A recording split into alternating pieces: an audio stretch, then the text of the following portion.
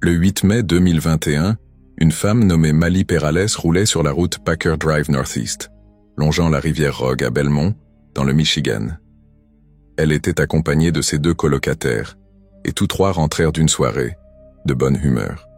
Cependant, leurs sourires disparurent rapidement lorsqu'ils tombèrent sur une scène terrifiante, vers 2h30. Du matin, alors qu'ils approchèrent de Rogue Hollow Court, l'un des passagers aperçut une silhouette étrange tapie sur le bord de la route. Cette rencontre fut extrêmement effrayante, mais elle éveilla aussi la curiosité du groupe. Après quelques instants d'hésitation, ils décidèrent de faire demi-tour. Et voici ce qu'ils découvrirent. What the f... No, Stop. I'm not. No. Hell no. What the f... Oh. They were soaked. Ils virent ce qui ressemblait à une jeune femme trempée de la tête aux pieds, comme si elle venait de ramper hors de la rivière voisine. Elle semblait également en larmes, se frappant la tête contre la route et agitant les bras pour demander de l'aide. Mali publia la vidéo de cette rencontre sur TikTok, et celle-ci devint immédiatement virale, poussant les internautes à élaborer toutes sortes de théories farfelues sur des fantômes, des esprits, etc.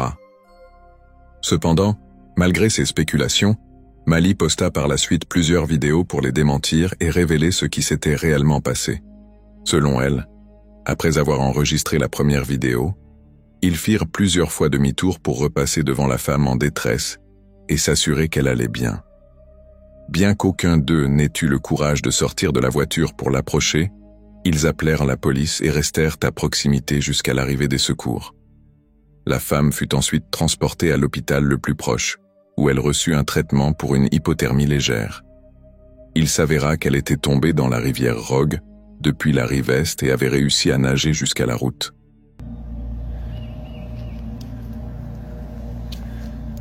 Yep, she had to have come up out of the water. Yep, there's a dig spot there. So she came up from down there. That's had to have been why she was so wet. This was the spot that she had left.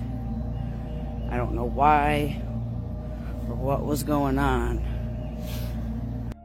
Après avoir retrouvé un peu de calme, elle a également révélé que la femme venait de Kalamazoo, une ville située à plus de 60 miles de l'endroit où elle a été retrouvée. Cependant, elle n'avait aucun souvenir de la façon dont elle était arrivée à Belmont, ni de comment elle était tombée dans une rivière si loin de chez elle. D'après ce que nous savons, elle traversait probablement une grave crise mentale, provoquant une amnésie due à un trouble rare appelé état de fugue, un sujet que nous avons abordé dans notre précédente vidéo sur les troubles mentaux les plus inquiétants. Pour ceux qui ne le savent pas, un état de fugue est un trouble rare où une personne perd soudainement la mémoire et commence à agir comme quelqu'un d'autre. Elle peut s'éloigner, parcourir de longues distances ou faire des choses totalement inhabituelles, sans se rendre compte que quelque chose ne va pas. Ce phénomène est généralement déclenché par un stress extrême ou un traumatisme, et une fois l'épisode terminé, la personne n'a souvent aucun souvenir de ce qui s'est passé. Bien que cette condition soit rare, tous les signes indiquent que c'est exactement ce qui est arrivé à cette femme mystérieuse de Kalamazoo, d'autant plus que les autorités ont ensuite retrouvé sa voiture garée derrière une maison au hasard, juste à l'est de la rivière. Elle a probablement conduit jusqu'à ce quartier par elle-même, mais n'avait aucun souvenir de l'avoir fait, ce qui correspond parfaitement aux symptômes connus de l'état de fugue. Mali a également partagé sa vidéo dans un groupe Facebook local, dans l'espoir d'obtenir plus d'informations sur ce qui s'était réellement passé. Malheureusement, les réponses qu'elle a reçues n'étaient pas aussi utiles qu'elle l'espérait, car la plupart des habitants du quartier pensaient que les cris et les bruits qu'ils avaient entendus venaient simplement d'un animal sauvage, comme un coyote. Mais certaines réponses ont rendu le mystère encore plus profond. Comme cette personne qui se souvenait l'avoir croisée plus tôt dans la soirée affirmant « J'ai vu cette personne entre Van Damme et Packer Woods vers 22h15 vendredi. Je lui ai demandé si elle avait besoin d'aide, mais elle a répondu non. » Une autre personne a aussi mentionné avoir entendu parler d'une femme qui était entrée dans la maison de son voisin, avait crié « Bonjour » 3 fois, puis était repartie d'elle-même. Et bien que cela ait renforcé l'hypothèse de l'état de fugue, ces témoignages laissaient encore une question clé sans réponse. Qui était-elle ? Mali a tenté de contacter la police et l'hôpital pour obtenir des réponses. Mais malgré son insistance, ni les agents ni le personnel hospitalier n'ont accepté de révéler son véritable nom. Cela dit, nous avons quand même assez d'éléments pour émettre une hypothèse. D'après mes recherches, la mystérieuse femme de cette vidéo troublante était très probablement Meiju. C'était une Chinoise de 28 ans qui avait disparu de Kalamazoo le 6 mai 2021. Avant sa disparition, elle avait confié à ses amis qu'elle avait l'impression d'être suivie par un harceleur qu'elle avait rencontré sur elle. Malheureusement, ce sont les seules informations disponibles sur son cas. Je n'ai trouvé aucune réponse claire sur l'existence réelle de ce harceleur ou si elle était simplement envahie par la paranoïa. Dans tous les cas, la peur constante et le stress d'être épiée l'ont probablement poussée à sombrer dans une forme d'état de fugue, comme nous l'avons expliqué précédemment. Espérons qu'elle ait pu recevoir l'aide psychologique dont elle avait désespérément besoin et qu'elle se trouve aujourd'hui dans un meilleur état mental.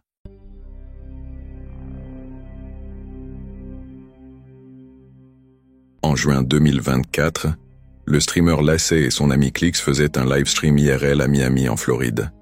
Les deux se promenaient simplement en ville et s'amusaient.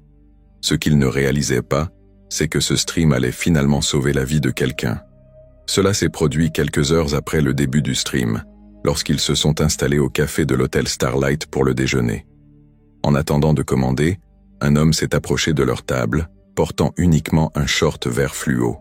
Au début, Lacey et Clix ont supposé qu'il s'agissait simplement d'un autre fan désireux de parler avec ses streamers préférés, un scénario assez typique pour les streamers IRL populaires. Mais quelque chose chez ce jeune homme ne semblait pas aller. Il essayait de maintenir la conversation, mais ses paroles étaient embrouillées et rien de ce qu'il disait n'avait vraiment de sens.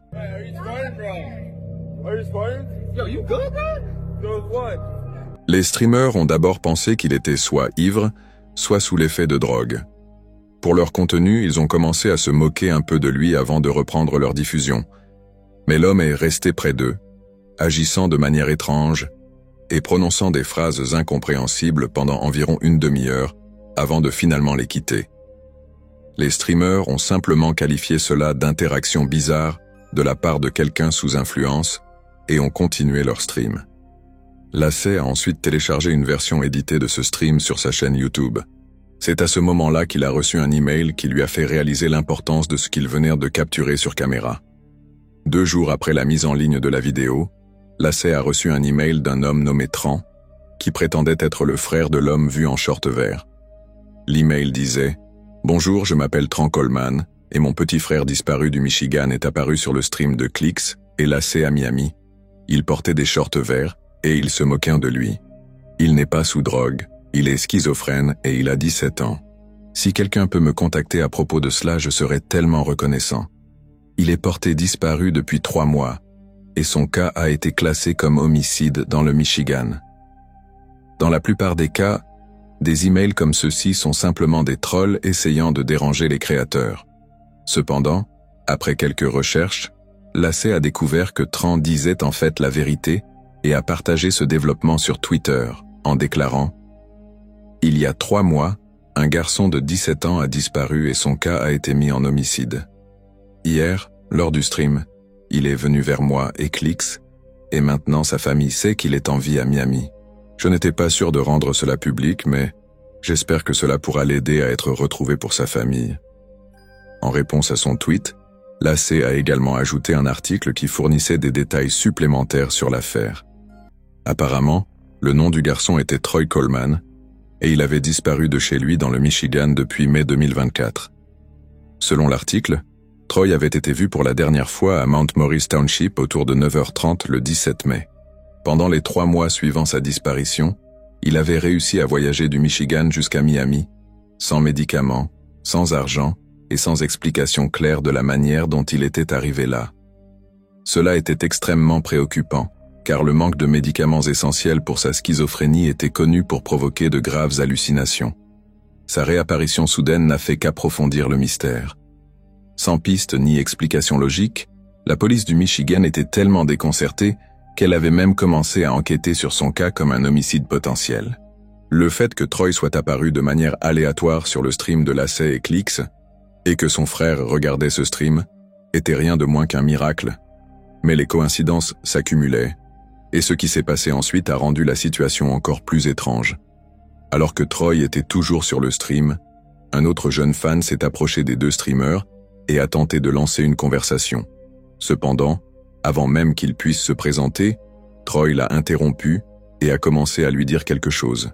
Il parlait toujours de manière incohérente, ce qui rendait les streamers encore plus mal à l'aise et confus quant à ses intentions.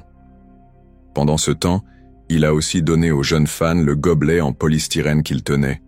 Le jeune garçon a rapidement pris une gorgée de ce qu'il y avait dans le gobelet avant de s'éloigner. Le caméraman de l'essai a remarqué l'échange et l'a immédiatement signalé aux streamers. À ce moment-là, ils étaient convaincus que Troy était sous l'effet de drogue, ce qui a soulevé une préoccupation sérieuse.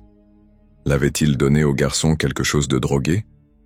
Ne voulant pas ignorer cela, l'essai a décidé d'interroger directement Troy sur ce qu'il y avait dans le gobelet.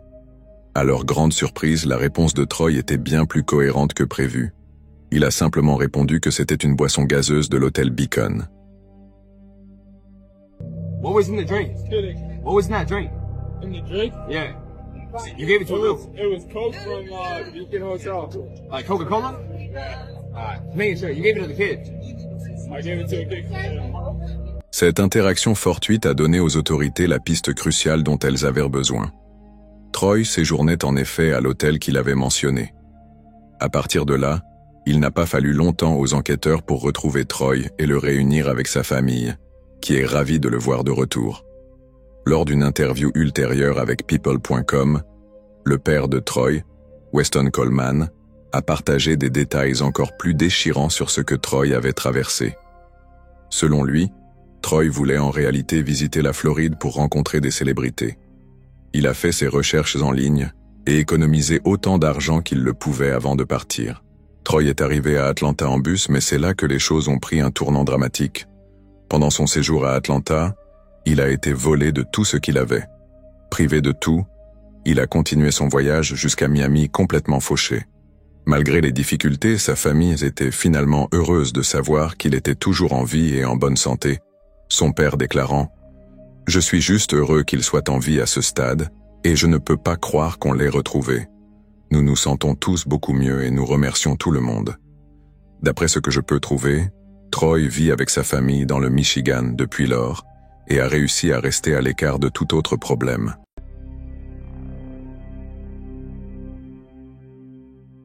Le 3 août 2013, James DiMaggio, 40 ans, a invité son ami de la famille Christina Anderson et ses deux enfants, Ethan, 8 ans, et Anna, 16 ans, à venir chez lui à Boulevard, en Californie. Il affirmait que c'était juste une visite d'adieu avant son déménagement au Texas. Ce n'était rien d'inhabituel. James était un ami proche de Christina et de son mari Brett depuis longtemps et était comme un oncle pour les enfants. Puisque Brett était parti pour un travail de 3 mois dans le Tennessee, James aidait régulièrement la famille pour des choses comme emmener Anna à ses cours de gymnastique. Cependant, ce qui semblait être une invitation innocente s'est rapidement transformé en un cauchemar horrifiant. Tout a commencé le 4 août, lorsque les grands-parents des enfants ont appelé la police pour signaler la disparition de la famille après n'avoir pas eu de nouvelles de Christina toute la journée. Ils ont également informé la police du projet de la famille de rendre visite à James. Cependant, lorsque les enquêteurs sont arrivés chez James, la maison était déjà en flammes. Les pompiers se sont précipités sur les lieux et ont maîtrisé l'incendie. Malheureusement, ils étaient trop tard.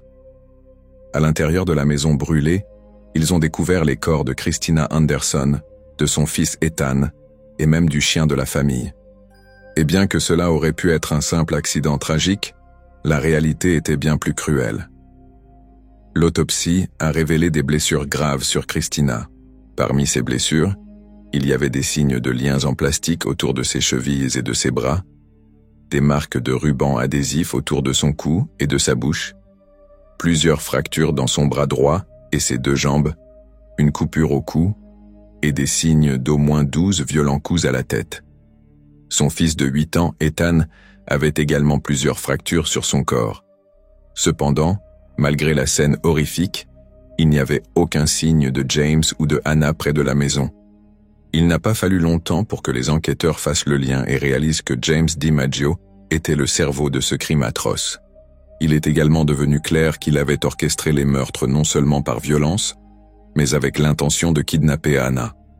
Ses actions étaient calculées et motivées par une obsession tordue, car il l'avait éloignée de tout ce qu'elle avait dans sa vie. Après avoir appris cela, la police a rapidement lancé une alerte Amber à l'échelle de l'État, dans l'espoir d'obtenir des informations sur la localisation de James et de la disparue Hannah. Pendant ce temps, les enquêteurs ont également découvert des images de vidéosurveillance montrant James passant par un poste de contrôle de la patrouille frontalière à Pine Valley vers 22 heures. Cela les a poussés à lancer une immense chasse à l'homme qui s'est étendue sur toute la côte du Pacifique, de la Colombie-Britannique à Baja, en Californie. Cependant, malgré l'effort colossal et les centaines d'heures d'hommes consacrés à la recherche, la chasse n'a abouti à rien. Chaque piste semblait aboutir à une impasse, et les chances de sauver Hannah diminuaient à chaque jour qui passait. Les choses semblaient sombres. Ce n'est que 3 jours plus tard, lorsque 2 cavaliers ont repéré un homme et une fille en traversant la région isolée de Cascadilla, que la situation a pris un tournant. Ils avaient vu la diffusion de la disparition de Hannah à la télévision et ont immédiatement reconnu la jeune fille et son ravisseur. Ils ont signalé cette observation aux autorités, qui ont immédiatement commencé à enquêter dans la zone.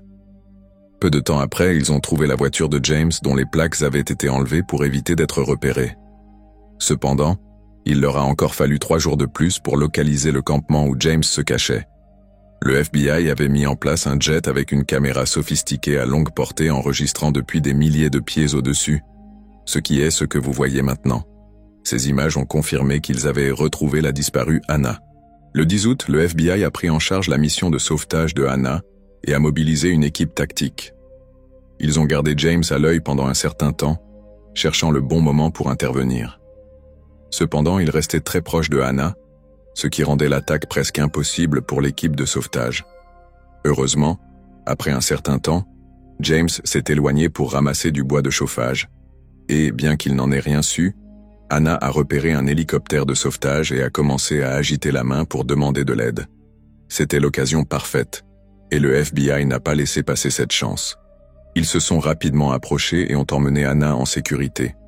Après avoir remarqué la mission de sauvetage, James a sorti l'une des armes qu'il avait avec lui et a tiré sur un officier. L'équipe de sauvetage a alors riposté, ce qui a entraîné 6 balles dans la tête, les bras et le torse supérieur de James. Hannah était enfin en sécurité, et bien que cela ait été l'une des expériences les plus terrifiantes qu'une adolescente puisse vivre, Hannah a réussi à se remettre complètement. Elle a aujourd'hui 27 ans et vit heureuse avec son mari et son fils d'1 an à Vancouver, au Canada. Le 27 mai 2013, aux alentours de 16 heures, Robert McDonough, un homme de 73 ans, a disparu de son domicile à Portland, dans le Maine. La disparition d'une personne âgée est déjà une source d'angoisse en soi. Cependant, ce qui rendait la situation de Robert encore plus critique, c'est qu'il souffrait également de démence. Pour ceux qui ne le savent pas, la démence est une condition mentale qui rend difficile le fait de se souvenir des choses, de penser clairement, ou même de reconnaître des visages familiers. Les personnes atteintes de démence peuvent oublier tout, de leur propre nom au visage de leurs proches, les laissant ainsi désorientées quant à l'endroit où elles se trouvent, ou comment elles y sont arrivées. Elles peuvent même oublier où elles habitent. Pour quelqu'un atteint de démence, sortir de chez soi peut rapidement passer d'une erreur anodine à une situation mettant sa vie en danger. Une personne souffrant de perte de mémoire n'est pas seulement perdue en termes de direction, elle est aussi perdue en termes d'identité et de conscience. Elle oublie comment prendre soin d'elle-même, comment reconnaître un danger, et comment prendre des décisions dans un monde de plus en plus hostile. Ces conditions pourraient déjà être fatales pour un jeune adulte en bonne santé, et le danger était décuplé pour un homme âgé et fragile, tentant de se frayer un chemin dans un monde qui n'avait plus de sens pour lui. Il aurait facilement pu s'aventurer sur une route très fréquentée, ou trébucher et tomber dans un endroit isolé sans que personne ne s'en aperçoive. Pour faire simple, la vie de Robert était en grave danger. C'est pourquoi les autorités ont réagi rapidement après avoir reçu le signalement de sa disparition et ont commencé à fouiller chaque recoin de la ville en l'espace de quelques heures. Search and rescue teams spent more than 14 hours searching an area of Leamington after 73-year-old Robert McDonough, who has dementia, disappeared Monday afternoon. Around 6 a.m., search teams were briefed and started to intensify their effort. It was going into the second operational period, which means we're starting to ramp up, using a lot of GPS technology. Well, again, we'd have our pilots, we'd have ATVs, canines. Cependant, les autorités avaient du mal à déterminer où Robert aurait pu aller. Lorsqu'une personne atteinte de démence disparaît, la recherche n'a rien à voir avec celle d'une personne qui s'est simplement égarée. Dans la plupart des cas, elle ne réalise même pas qu'elle est perdue. Elle peut marcher sans but précis ou même refaire les mêmes trajets en boucle sans jamais retrouver un endroit familier. Sa confusion peut l'envoyer dans n'importe quelle direction, l'éloignant encore plus de là où elle devrait être. Mais ensuite, environ 14 heures après le début des recherches, quelque chose d'inattendu s'est produit.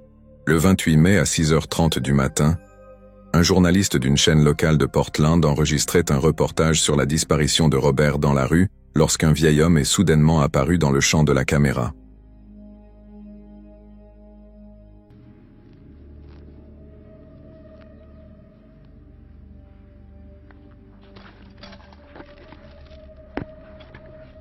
Au début, le journaliste l'ignora, le prenant pour un simple passant. Mais après quelques instants, il réalisa soudainement qui était cet homme âgé. C'était Robert McDonough, ou Bob, comme on l'appelait, l'homme que tout le monde recherchait. Anybody give a phone call? Calling the warden service there at I'm still on the phone. This is Bob. This is you identifying as Bob McDonough? I think so. It's Bob McDonough. Yeah. He looks a lot like Watch yourself. Yeah. That's Bob McDonough. Heureusement, il était totalement indemne malgré une nuit passée dans le froid. Lorsqu'ils ont compris qui il était, l'équipe de presse a immédiatement contacté les autorités. Et il ne fallut pas longtemps avant que Robert ne retrouve sa famille. Mais voilà le problème. Le retour de Robert n'était rien d'autre qu'un coup de chance. Bien que son histoire ait eu une fin relativement heureuse, elle aurait tout aussi bien pu se transformer en une perte irréparable.